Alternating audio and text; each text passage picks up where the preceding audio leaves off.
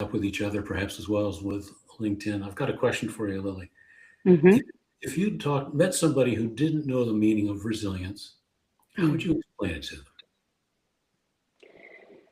So, resilience is, in order for us to really know that and the meaning, right? To understand the meaning of resilience, we have to go through a struggle, right? And unfortunately, that's the only way for us to understand resilience, right? Um, when we go through a trial, when we struggle, when we go through a difficulty, life is hard, right? And sometimes when we go through a very difficult time, but we try to rise up through that difficult time without allowing the issue or the trial to change our hearts, and without allowing the circumstances to change us, right? To turn us dark and bitter. That's what I believe resilience means, is to be able to rise through every pain and suffering without your heart turning bitter and dark, and coming out actually better, with a heart that loves, a heart that still loves that part of you and still loves others. And I always picture that woman, right? Like, there is a fire, right? She's going through a fire, she's going through a difficult time, but she comes out of that fire and she comes out for water to bring to that fire and to bring for others, right? And to me, that resilience, that's what it means. It means to come out with a heart, and to come out not just with a heart for yourself, but also for others. That's an absolutely wonderful and beautiful way to describe it. The words that stand out include the heart, the emotional experience. Um, Mm, that is something to go through and grow through. And and of course, you used the term that is part of the title of your book, "Rise Up and Heal." And I'm just curious, when did you start? When did you embrace, in your own language of resilience, your own language, your own vernacular of your journey, the concept of rising up? mm. That is a good question. I feel like I pretty much from the time I was born, you know, we understand it now. Everybody has a story, right? You have an amazing story. And many people think, oh, all of a sudden, there is this new author and there is this person who's speaking about the story, and they think that the chapter started there, right? But the chapter actually started way, way before that. And in my case, um, God created me with a heart of a warrior. That's how I see it. From a very young age, my life was not easy. I would always get sick. I would get sick with bronchitis, pneumonia. And I remember my mom mentioning that there was one time where I got very, very sick, to the point where she gave me to God and she said, she's probably going to die. Um, well, that's rising up, right? Being able to survive things. And at the age of 9, my father was killed. So imagine living a life. I had a beautiful life, a life where my family supported me. Um, I am Latina, so a lot of Latino families are always together: mom, uncle, cousins, grandma, grandpa. Um, so it's a beautiful life, but it was a life also of struggle. Um, Struggle with always getting sick, struggle with my father dying. My mother had 8 kids. And so she's talk about rising up, right? And being a survival. That's a lot. That's a lot to take. And so then I get married and I have a difficult marriage. And so there's always that path, right, of struggle. And then you become that resilient person. Um, and to me, I feel like we are supposed to always run through things in a way that we're able to understand our path and embrace it. Because if And we don't, go ahead, go ahead. I was just going to say, let me just pause there. For those of you watching, you can see why I asked Lily Robinson to be with us today and why you can expect to enjoy a positive and encouraging conversation about resilience. Lily and I met recently, thanks to Steve Ramona, and we'll spend the next 45 minutes or so peeling back the layers on both her story as well as how she encouraged herself, how we can encourage you. You were here. This is Plan to Be Your Best Live. I'm Rick Cram, the author of the upcoming book, Plan to Be Your Best as You Navigate Pain. So welcome. And Lily, you've got a profound story. And even in the way that you describe it, I hear your resilience. I hear what sounds to me like self-encouragement, a kind of determination. Oh, yeah, for sure, determination. I think we all have to have hope, right? And I think the only way for us to have that determination, we have to have hope. Yeah. Hope that things are going to get better. Hope that you're going to learn from whatever you're going through, right? And to me, what has always carried me through everything, through the ups and downs, it's been my faith and my love for life, my love for people. And I always believe that whatever we go through in life can make us better and can make us stronger and more compassionate. Compassionate for yourself, right? Compassionate for others. Excuse me.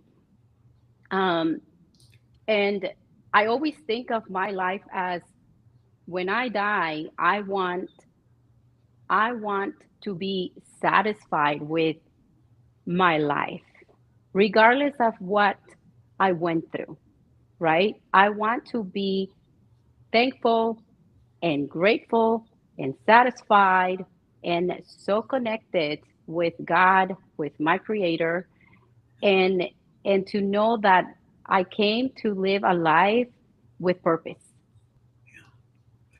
Even just minutes before we got on together with this conversation, I thought to myself, after spending more time with your book, Mhm. reflecting on some of the things that we talked about in our last conversation, was the word hope. I think that's what the theme is for this entire conversation. There is so much hope that comes out of the stories that you tell in your book, the way that you share um, your story and what it means to you, what it means to you to go through it and grow through it. Let's talk about your book just for a second. Rise Up and Heal. When did you first decide to write it?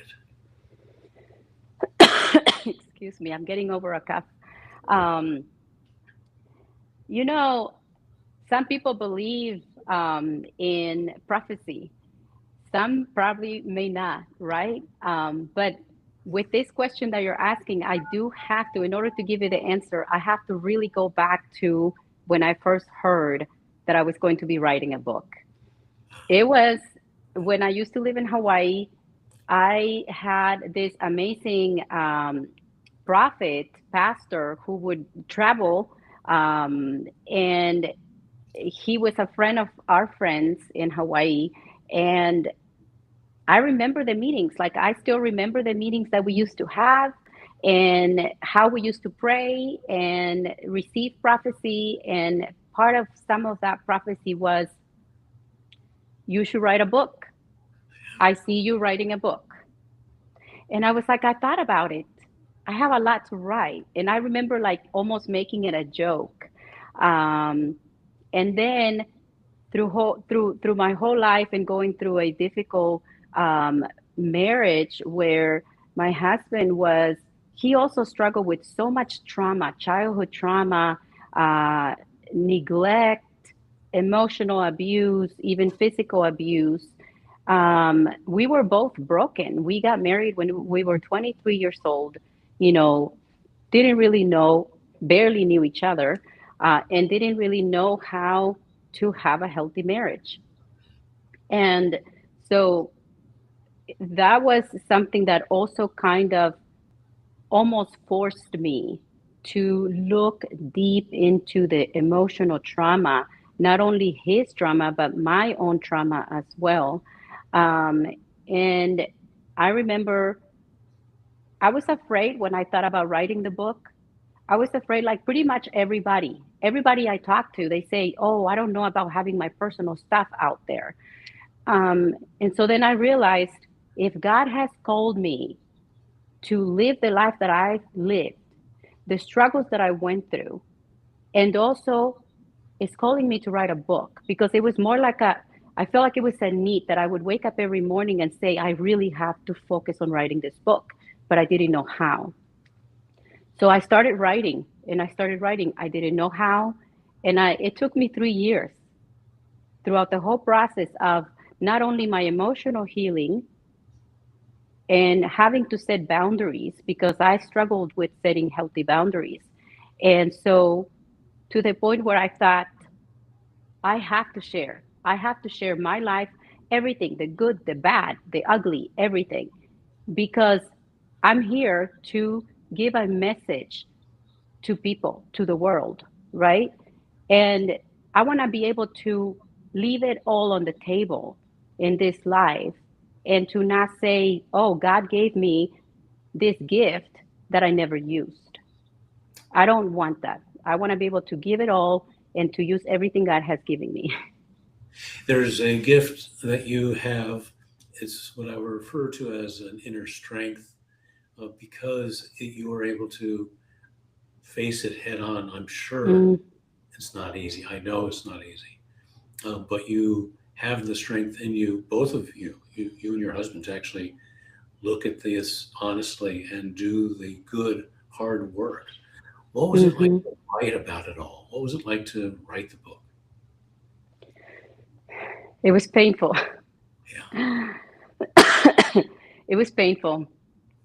There were moments where I had to stop. It was especially the emotional trauma that I experienced with my own mom. So, yes, hurting because of the death of my dad, right? Not knowing what to do with myself, not having the support that I needed. Financial support, I had financial support. I had a grandmother, grandparents that were, you know, they had several businesses. We had what we needed growing up, but the emotional support, which is very important. Not having a dad, yes, having a grandpa, having a grandma, having my uncles and all of that, that's great. But the father support that I needed, I pretty much held on to the memories of my dad. He was, the few years that I had him, he was an amazing father. He was an amazing, so he was like a perfect, like, talk about masculinity nowadays, right? We talk about masculinity and femininity and how important it is to understand that. Now that I am older and that I understand the importance of that, I look back and I think, wow, he was amazing. He really was an amazing father and husband and everything. He would always talk to me in such a way that he would always make me feel important and taken care of, and just nurtured and protected. So I just hold on to that. He listened to you. Hmm. Yeah. So I feel like I got sidetracked now with the question.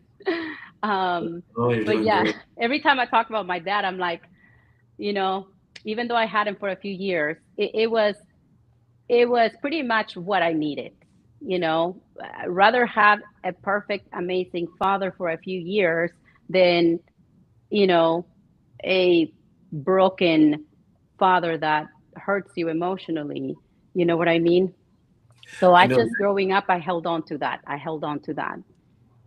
No, that's wonderful. That's wonderful. The opposite can be, just as you're describing, having a relationship with anybody, let's say it's a parent, but never getting enough of the goodness that you wanted and needed from that relationship. Mm. So it must have been, to write the book, to pour it all out, to share stories, to think it all through. I wasn't surprised to hear you say that it was not at all easy, but even a painful experience. Yeah. You were processing pain as you were writing? Yes. So during that time, I was also doing therapy. Um, because of, you know how humans, yes, we are resilient, but if we don't process our pain, we break. And in my case, I went through that phase as well, where I I was always very strong, and I was always carrying so much, um, carrying a partner who was broken, who didn't know how to be a leader, who didn't know how to be a healthy husband and a healthy father. So I pretty much had to take care of everything. I had to take care of his emotions. I had to take care of my emotions. I had to take care of my kids' emotions. It was too much, to the point where I actually became depressed and with anxiety. Didn't want to recognize it because I was the type of person that didn't believe in anxiety and depression. And so, to the point where everything that I was keeping to myself, because I was always the rescuer of everybody. And I ended up feeling depressed and anxious. And the doctor actually, I went to my regular checkup appointment, and then they give me this questionnaire. And I'm thinking, this is kind of an odd appointment. Never went through that. And I'm like, oh, they're asking me all these questions. And then so I started kind of questioning myself as well. And to the point where the doctor comes and says, you have anxiety and depression. And when I hear her say that, I start crying. And then I said, I don't know. But then when I said, I don't know, I knew. And so that actually, they connected me with a counselor. And there were moments through my healing process that I was doing, there were moments where I would come so anxious to the point where I would ask my counselor, can I please have some depression pills? Because I was like, am I going to be able to make it? And then she would say no, which I'm actually very thankful, because most doctors give you medication. But my doctor said, you don't need medications, because what you're going through is due to your environment versus your brain. So what I want you to do as your anxiety pills is, you're going to take time for yourself. You're going to go for a walk. You're going to spend some time with yourself. You're going to take a bath. You're going to nurture yourself. You're going to think about you. And so at first I was like, well, I don't know how to do that, because I was always doing things for others, right? And so that was amazing. Like, she was an amazing counselor and coach to me.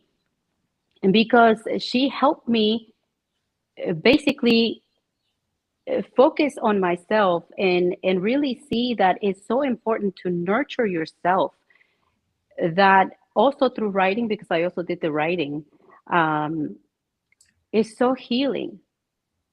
Writing, processing things through a walk, through your prayer, processing all the pain, and understanding that you're not a superhuman.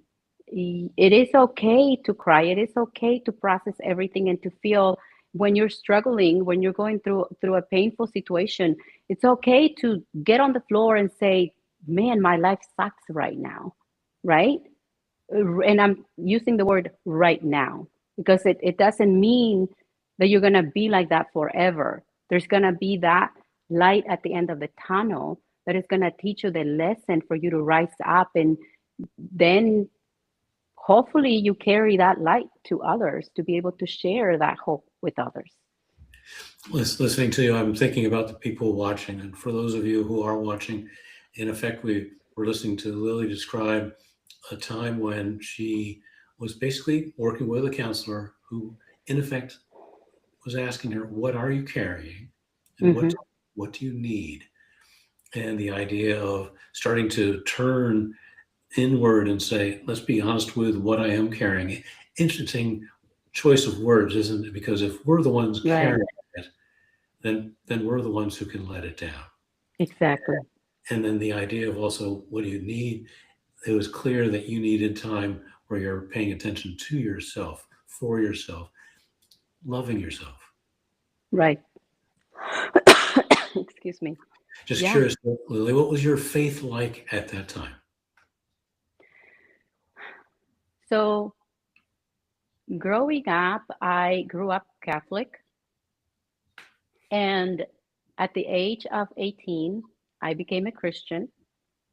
And during that time, 18, at the age of 23, I got married. So it was only a few years that I was, like a baby Christian. And so, in my belief, um, I thought, oh, I've been praying for my husband. Everything is going to be perfect. I'm going to marry the man of my dreams, and my life is going to be amazing, and I'm going to be blessed because that's what the Bible says. Right? You do the right thing, you are blessed. And so, to me, now that I see life with more wisdom, I see that that is very immature because even if you believe in God, even if you practice your faith and you try to do the best you can, you're still going to go through a trial. That doesn't mean that trial is your fault. It's just life. It's just life, right? And so I think the beauty of understanding our faith and understanding the love of God is that no matter what, and no matter how amazing our relationship with God is, we're still going to go through something, and we just have to understand excuse me, we just have to go through the process and try to understand that it's just life. Even God said it, right? It says that in this world we would have trials and tribulations, right? But to have faith, to know that He conquered the world, right? That He conquered that. In that, the way I understand that verse is that we will always have His love for us, even in the pain and suffering in life. As the scripture says, there's nothing that can separate us from the love of God through Mm, Christ. And that scripture means a tremendous amount to me. In this world, you will have trouble, but take heart, for I've overcome the world. That's right. why. Back Hmm. about 15 years ago, and then I started it again recently. Take heart. It's the first Tuesday of every month now in 2026. Still hesitating to say what year is this. Trying to get used to 2026. it. Yes. Take heart is for those who want to have time gathering once a month on a Tuesday evening, the first Tuesday of each month, Mm, to basically gather with others who understand, also looking for encouragement and support. It's free. Information is at rickcram.com.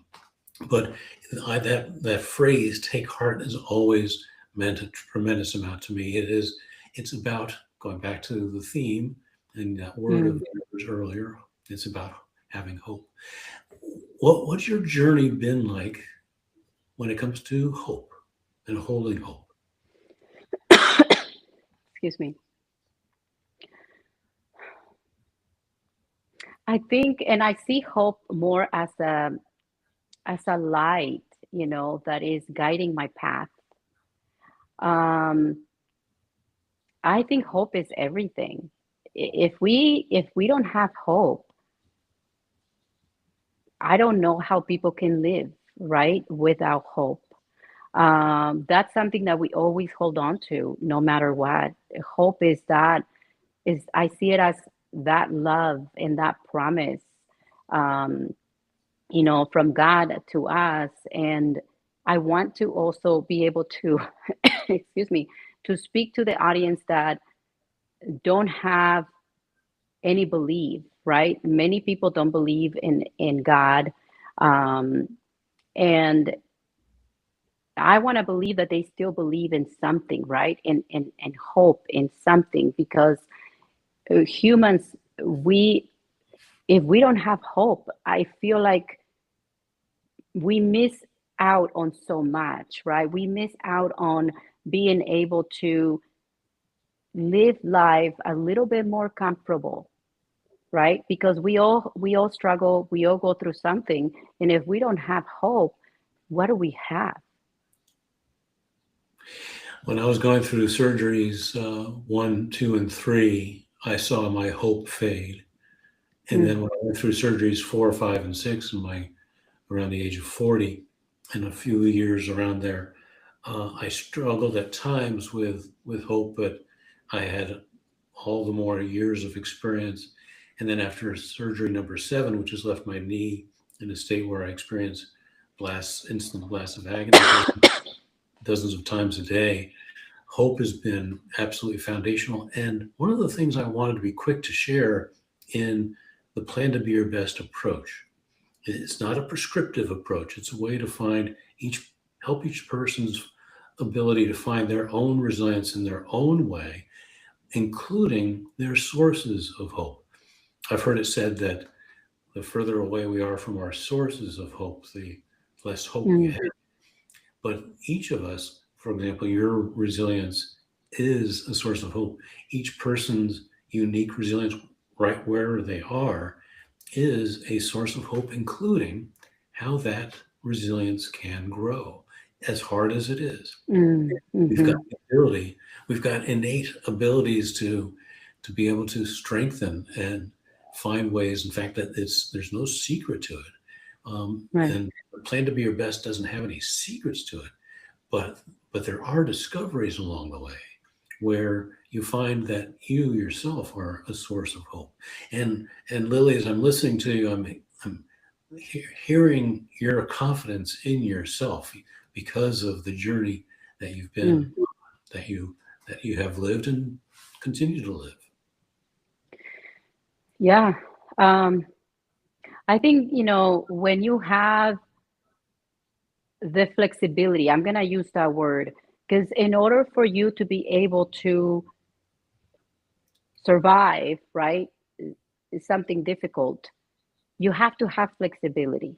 Mhm. You have to have that flexibility, and be very careful not to allow resistance to keep you frozen.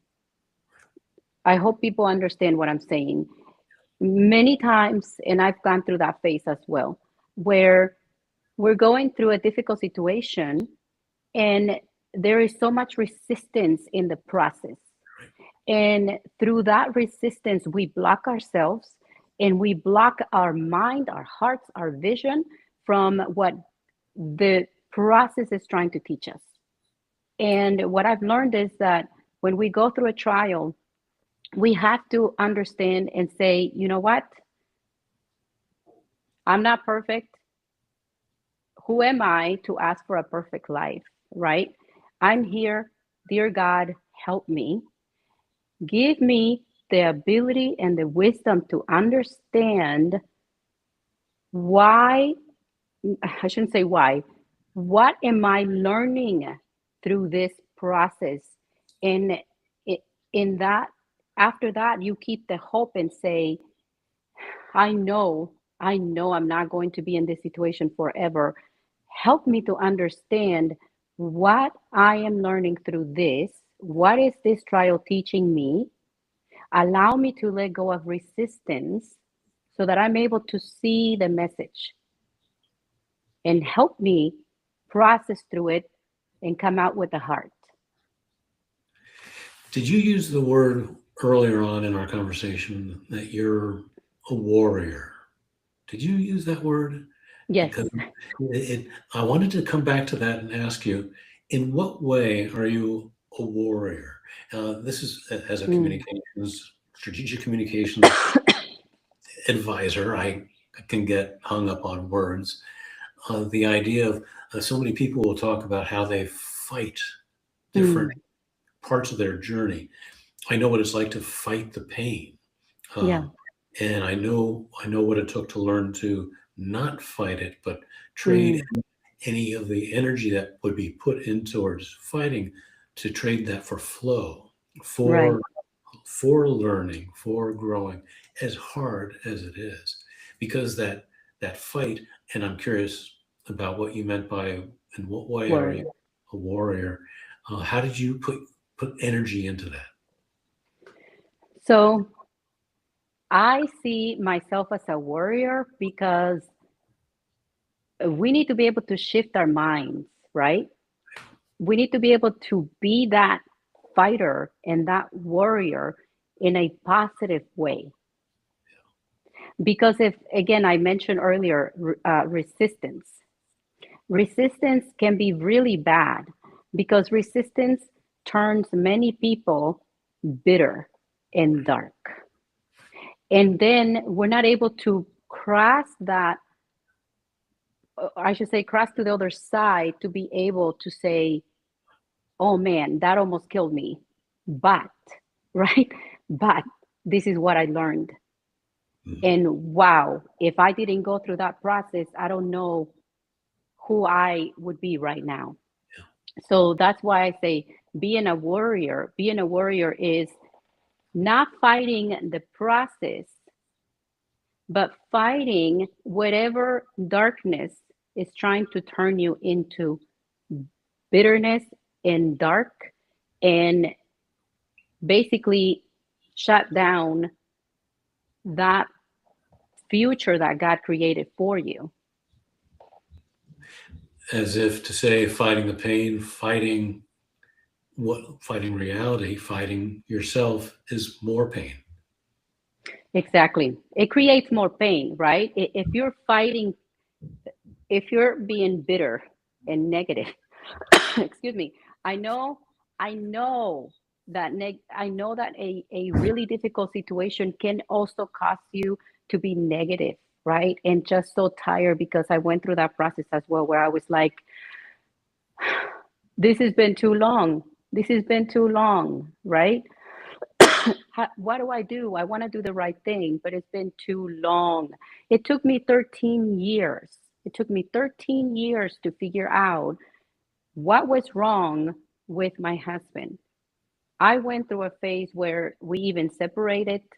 I was like, dear God, I'm losing my faith. I really thought that I was going to have a marriage forever. And here I am. What is this? Right? So then I, thankfully, I didn't allow my disappointment, right, to turn me bitter and dark. I still kept processing. I still kept loving him, caring. I mean, there was being patient basically, because there were some moments where I was like, even people telling me, "Girl, you need to leave," you know. Um, but to see, I had to have that separation. I had that time to focus on myself and allow him to focus on himself and also do his own healing.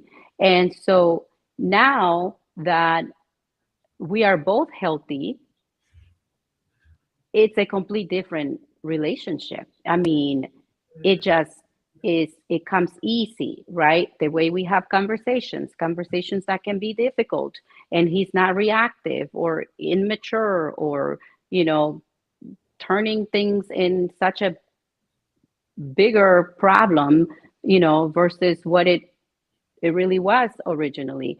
So it's just so different to be able to heal and do our process and come back and say, wow, we can do life in a different way, in a way that is more healthy, that is more of a blessing, not only to me and you, but also to our children and the people that know us. There's a reason why you're using the word process a few times, and Mm-hmm. for good reason, because when I was researching how to put together a plan to be your best for a corporate client, Mm. we quickly realized that it's a matter of trading certain kinds of goals. Instead of goals to accomplish, cross a certain finish line, get something done that might be measurable, might be quantifiable, it became more clear that we needed to focus on process-oriented goals.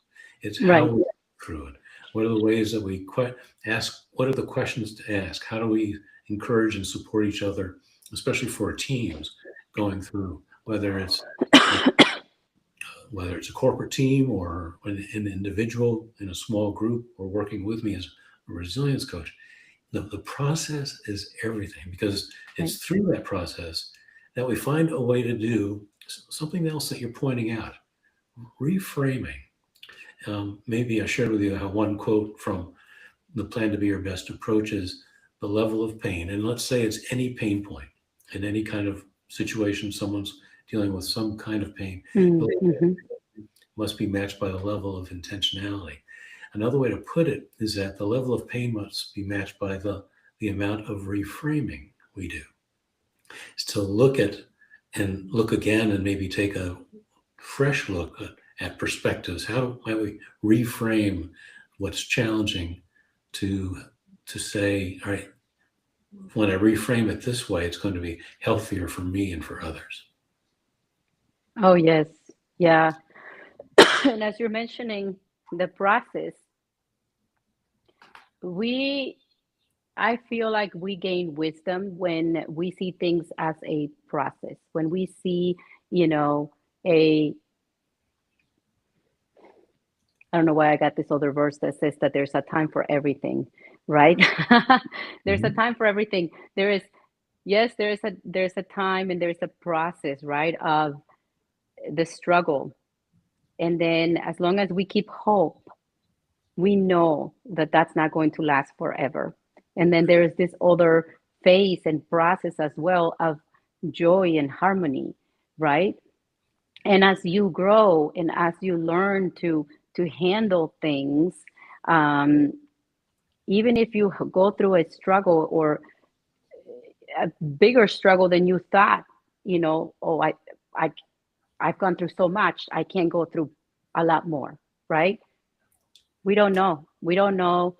We're only here in this life. We don't know when we're going to die. We don't know what we're going to go through. But as long as we understand that everything is going to take a process, right? It's going to take a process. There's going to be a process for everything. And to me, I'm always holding on to God. I'm always holding on to God because I'm always thinking, if I make decisions by myself, if I make decisions according to how I feel, I'm going to make it worse. So I'm always sitting back and saying, Dear God, whatever I'm going through, please help me. Give me the wisdom that I need to understand the process of this. Help me not to turn bitter. There was a thought I had listening to you say that how there's a time for everything. If that's the case, then one response is whatever we're going through, let's give it time. And Mm-hmm. there is so much pining and a sense of urgency when we are overwhelmed with pain, when we are fighting, when we are so overwhelmed. There's an urgency for relief. There's an urgency for hope. There's an urgency for comfort. There's an urgency for love. And to help take that urgency out, the idea of choosing process wise to give it time. It helps take that urgency out of the equation. And it's taking that out which helps unstuck us. 100%. Yeah. Mm-hmm. Yeah. You share in your book stories about your grandmother, your grandfather. What might be a brief example? Um, excuse me. Um, Sharing about would you like me to share about my grandma or what I've learned from her, my grandpa?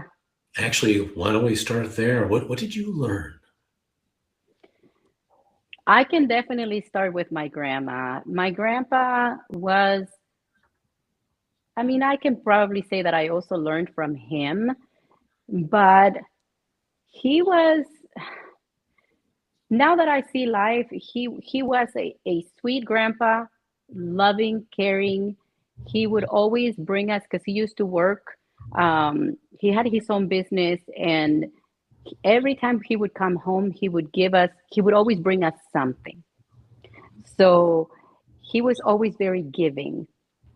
Um, but he was just, I can use the word complacent.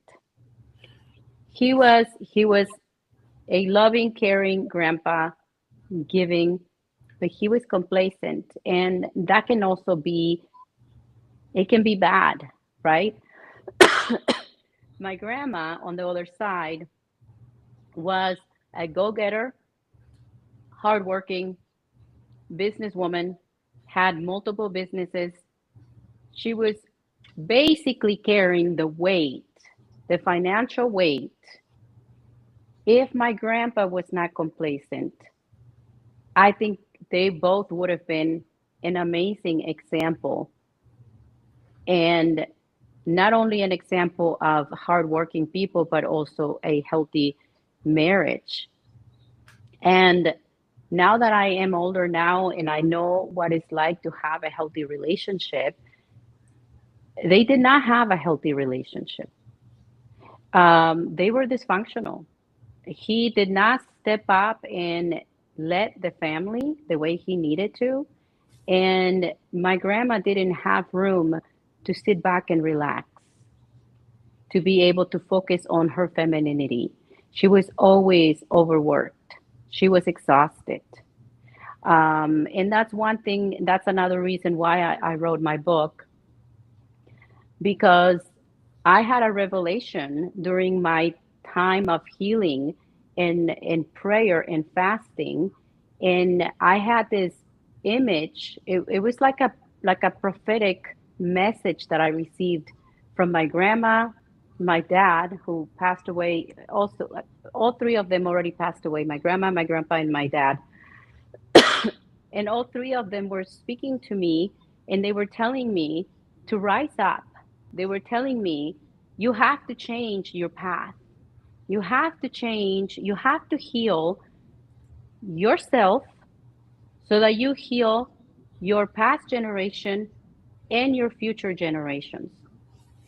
And they were giving me an image of my grandma, almost like they were telling me that if I didn't change my path, if I didn't set healthy boundaries with the life that I was living, the struggles that I was going through, and how I was also carrying a toxic relationship and holding on to so much, they told me, let it go.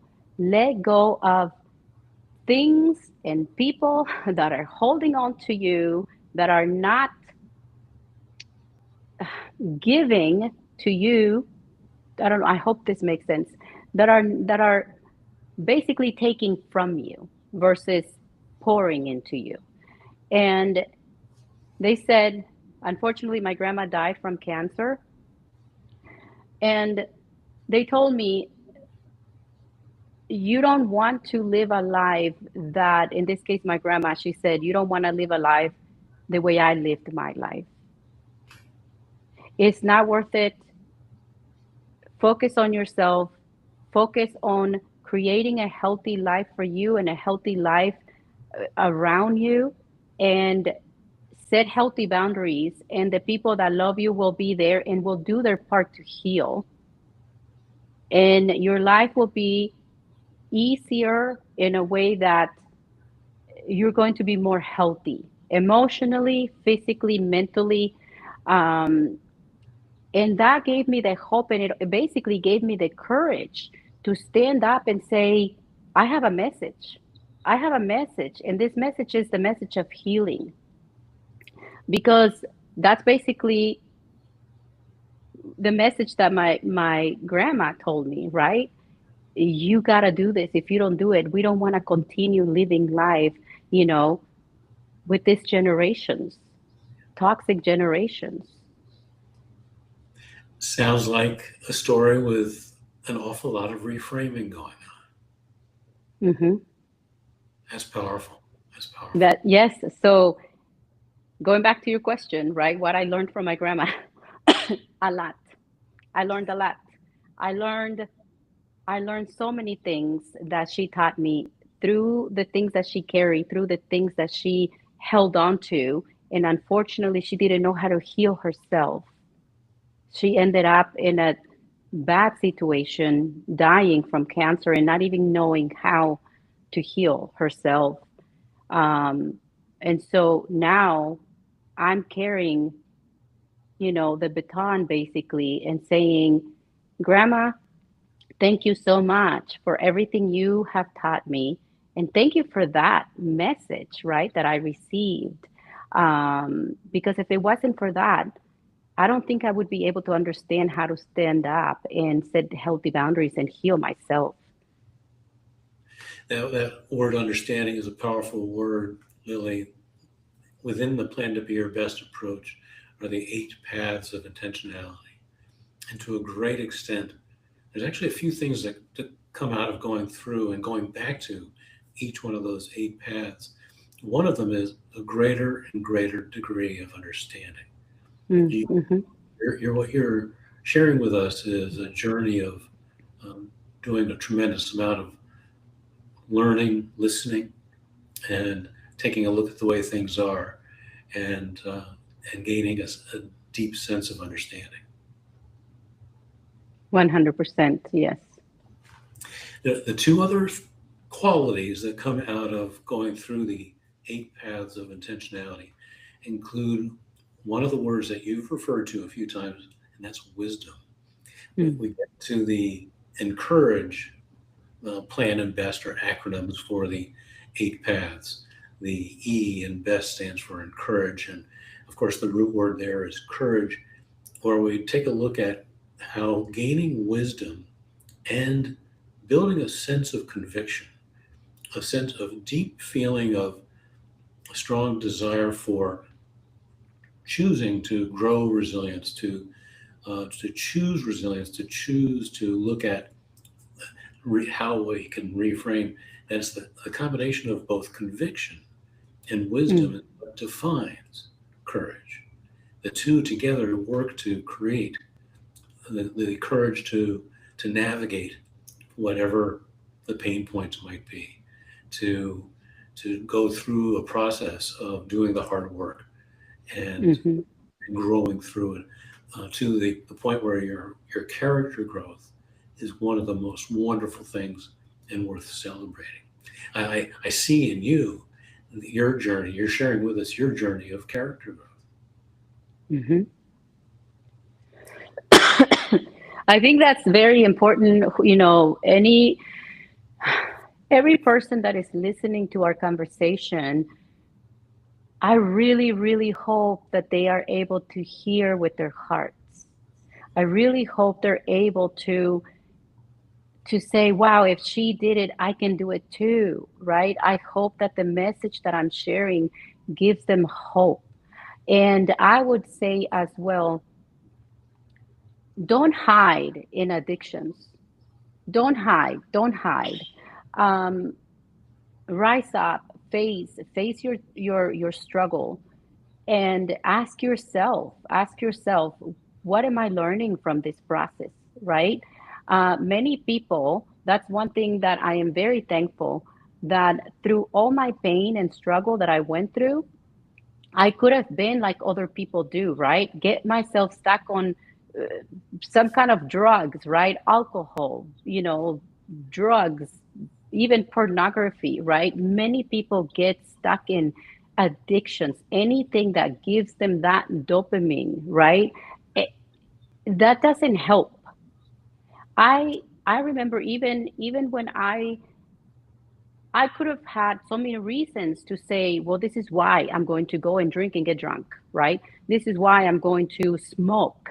This is why I'm going to take whatever drug I'm going to take away the pain. Don't. I ask you with all my heart, if you can, please do not allow yourself allow yourself to feel allow yourself to feel that pain. Allow yourself to be awake and alert, to be able to process everything and be able to receive the message that God or life may be trying to give you during the pain that you're going through. If you can, please don't do drugs or get into any addictions, because then you will create more problems and then you won't see the message that life is trying to give you. That's a wonderful, absolutely profound combination of both encouragement, Lily. Thank you for that. Encouragement and wisdom. Hmm. And good news when you say if you can, and for those of you who are watching, the truth is you can. There's no doubt Yes, about it. And sometimes it might be more than just a question of can I do it? What if it's more like can we do it? Because sometimes 100%. don't go it alone. That's why Lily wrote the book and is there for you. That's why I'm writing Plan to Be Your Best, and I'm here for you. Lily, did I share with you the phrase, the encouragement phrase I love to share with people, that I'm a holder of hope for you, uh, to, Mm. to let you know that we can connect 50 years of pain, seven Hmm. strategies, and an awful lot of hard lessons. Hmm. Hope is at the foundation of who I am. Love is who I am. Understanding is who I am. And I say it that way because there's something that stood out in your book. I believe the phrase was that you wrote that you are love. Mm-hmm. Early on in your book, do I remember that correctly? Yes. There was a time, not too, well, there was a time when I was feeling a strong sense of a void of love. Mm. I remember thinking, I don't feel loved. And then I was applying some of my own beliefs and my own practicing of resilience. And I started saying to myself in that moment, I am love. Hmm. And, and that filled the void. In the same way, I encourage others to think I'm not just resilient, I Yes. am resilience. I, Yes. when they're through the exhaustion and through the painful mental journey, the emotional journey, the physical pain, and so forth. You can fill that void when it feels like you need it, and remember that you are resilience, not just resilient. So I was so hoping that you would remind me of that line in your book, because that's, I need to know where that is. I actually have my book here with me. let me see if um, I can, I made a note of it. It stood out so much. so the reason why I do, excuse me, I do mention that, I don't know exactly where it is, where I do tell people that we are love, right? And that we are created by an amazing God, right? I mean, look at the world, right? Look how the day is so beautiful and the sun comes out and the birds sing, and no matter what crazy things may be happening in other parts of the country, there's still that beauty, right? And the way I see the love of God in each one of us humans, um, is even the verse in the Bible that says nothing, you even mentioned it earlier, nothing can separate us from the love of God. And the way I see it is because we are part of Him. He created us. We are, He also says that we are created in the image of God, right? So we are part of God. And if God is love, we are love. We are love. We are loved, right? And no matter what life wants to tell us, or sometimes, you know, I also talk about childhood trauma, right? Some of us had, a childhood with, maybe in this case, I'm going to talk about my husband, right? He had a really rough childhood with lack of love, a mother that was checked out. He didn't feel loved. Now, in my case, I felt loved, even though I didn't have my dad. And so having that love and feeling like your mom and dad love you, the people that take care of you love you, that builds a foundation inside of you. And it gives you more confidence to carry through difficult times, difficult situations, versus not having that love growing up. And then you are older and then you question yourself, am I loved? Am I worthy? Am I worthy of living a great life? In order for us to understand that, we need to be able to dig deep into our childhood trauma and be able to heal that part of us and basically reparent ourselves and tell ourselves that we are loved no matter what we go through in life. It is not our fault. Sometimes our choices put us in trouble, right? But that's a different situation. No matter what, we're still loved. There are some people who may watch this who knows what it's like to be dealing with so much physical pain that Mm, daily experience may include that screaming inside, screaming for help. I know what mm, that's like. The daily pain that I've lived with and continue to live with since the seventh surgery, I've been doing an awful lot of screaming inside, but I want to encourage you to do what I imperfectly do, and that mm, is reply to it, reply to the doubt, reply to the worries, reply to the questions, can I live with this much longer? That mm, I reply to it with a greater amount of love for myself than I've ever given myself before. And sometimes we might even, in all that doubt, such as you're describing, am I worthy of love? And therefore, might mm, that whole keep us from giving ourselves the love that we need. Ow, oh, mhm.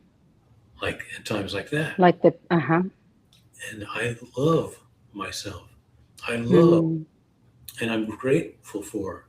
I'm, I'm embracing. I'm using the 3 steps of resilience right now to tune in, plan, choosing mhm, gratitude, and I'm applying that, being my best, and embracing and saying it out loud.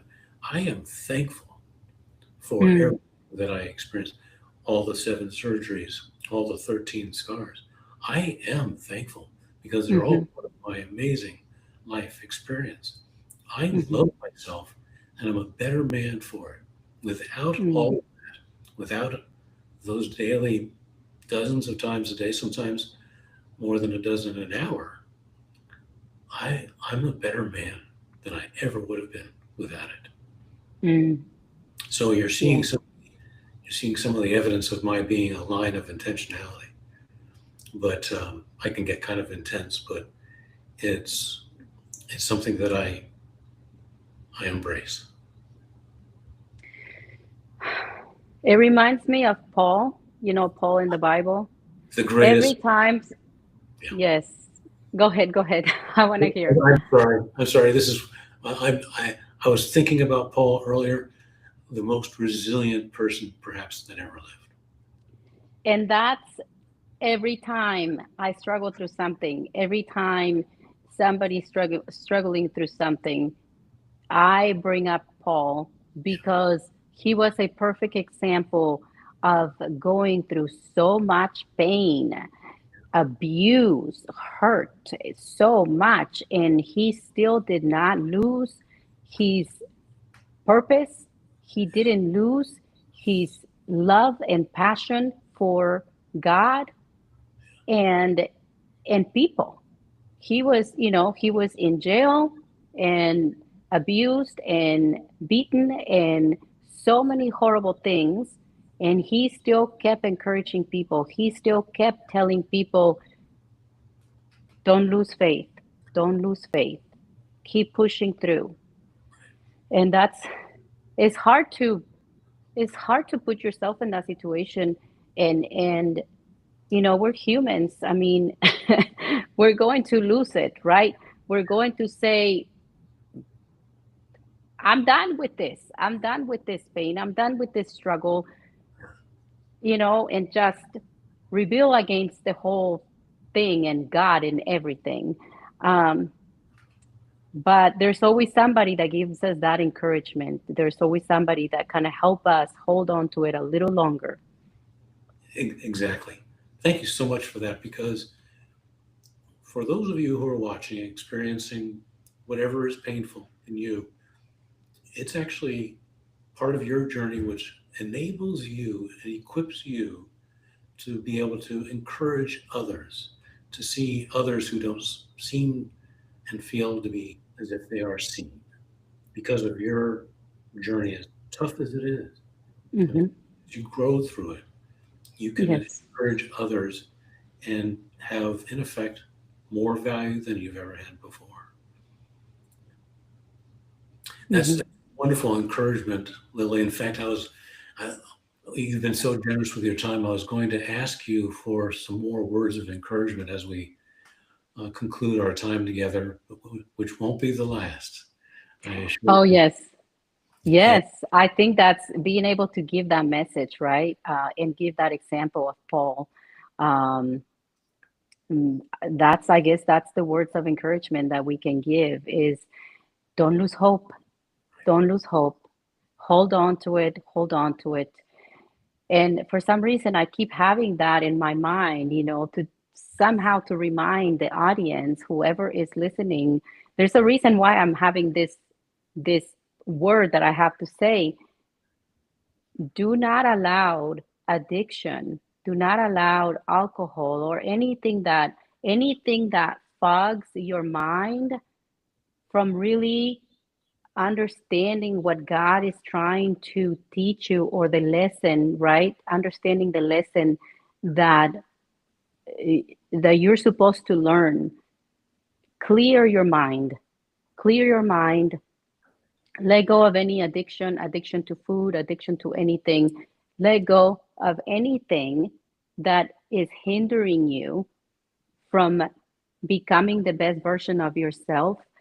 Allow your mind to be clear. Allow your mind to be awakened, right? So that you're able to see the message because you have a message. If you're going through something, if you're struggling through something, you have a message. that message is going to come from your values. That Hmm. message that is what you're experiencing is a catalyst for you to do some of the good hard work that Lily has been describing, and the kind that I know that I do every day. Hmm. It is good hard work, and it's going to be the values in you that will reveal how you can turn it for good for yourself and for others. Thank you so much, Lily.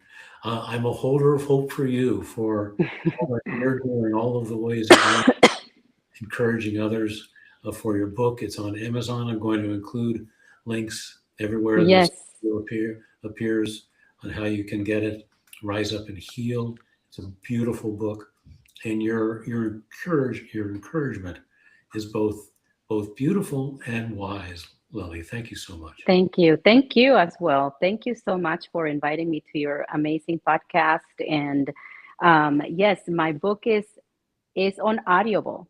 So if you don't like to read, you can just listen to it. You can buy it on Amazon, and you can also buy it on Audible. Um, and you can find me on Instagram, LinkedIn, TikTok, Facebook, pretty much all social media. I'll include those links as well below. Thank you. And actually, thank you for mentioning about the audio version, because people in pain can have a difficult time Mm, sitting with and mhm. going through paragraphs and pages at a time. I've found it very difficult to read a book since the last surgery, and so the audio option is golden. It really is. Yes, and I think most people just really, we're all so busy, right, with our jobs, with our families, with, so much. And being able to listen to a book, I think I do that a lot. I do a lot of audiobooks, and I'm able to read more books through Audible versus sitting. Sometimes it's hard to sit, right? And we have so many distractions, or, you know, we're too busy and we only read a little bit. But if we're able to listen, it's so much better. Yes, yes. Mhm. We will talk again.